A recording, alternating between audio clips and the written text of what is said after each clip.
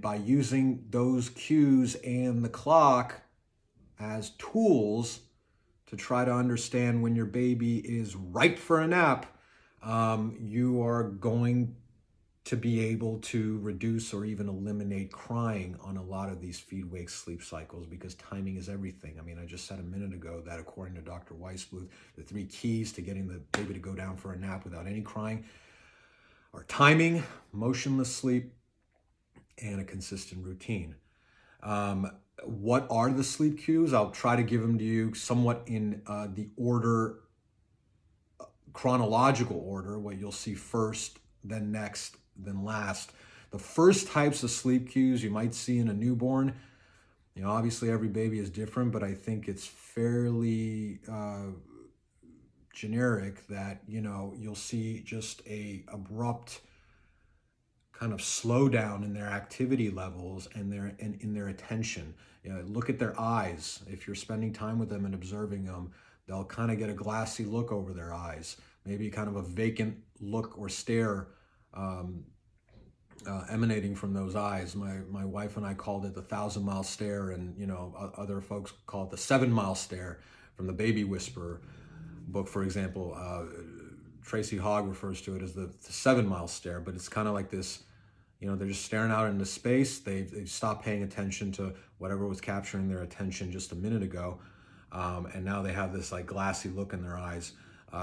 Eyes could be bloodshot. I don't think that's a early leading indicator of fatigue in newborns or babies, but if they're rubbing their eyes, that's obviously a good sign.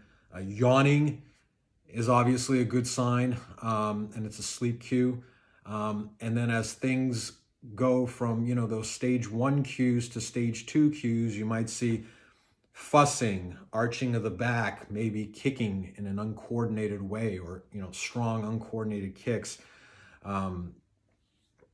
Something about the yawns, because they are stage 1, stage 2, and stage 3 signs. I don't remember where we read this, but it was pretty good advice.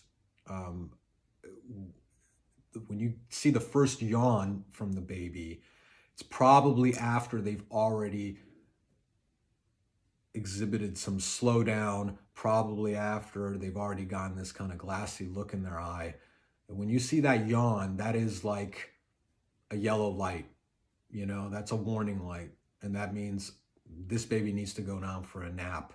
Oftentimes you can put a baby down drowsy but awake, and they will go to sleep even before the first yawn. So yawns are not a leading indicator. The first yawn is something in the middle. Like I said, it's kind of a yellow warning light. The second yawn, so just rules of thumb, it's nothing scientific necessarily about this, so it doesn't mean that for your baby it'll mean precisely the same thing. But what I observed in my son is that the second yawn would be red light. It's like this baby needs to go down now, and now you've been, warned, or you've gotten notice, you're going to start to hear crying pretty soon. And then if you wait for the third yawn, he's going to be crying. And then, when the newborn's crying, it just gets progressively worse the longer you wait to put this baby down. In the beginning, it's fine. I mean, like I've said before, you're never going to be able to synchronize everything perfectly around the clock so that there's never, ever any crying. But at the first sign of crying, you may need to soothe this baby a little bit more, swaddle him, employ the 5 S's, do some shushing in the ear, just soothe him to get him to settle down and relax so he can go to sleep. If you wait beyond that, the crying will get more, it'll get louder. The baby will be more desperate, more overly stimulated and overly fatigued or overtired, and it will just become progressively harder to soothe the baby and get him down for his nap. But look for those cues. I think I mentioned in one of the first videos that tugging on the ears could be a sign of, he's tired and ready for a nap.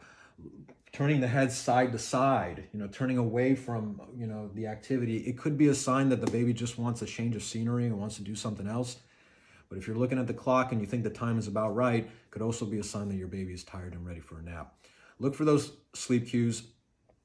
pay close attention to your baby as much as you can, and you'll probably be able to detect the first sign of sleep cues before you even get the first yawn. And then the baby will be swaddled, and you'll be making preparations for a good nap.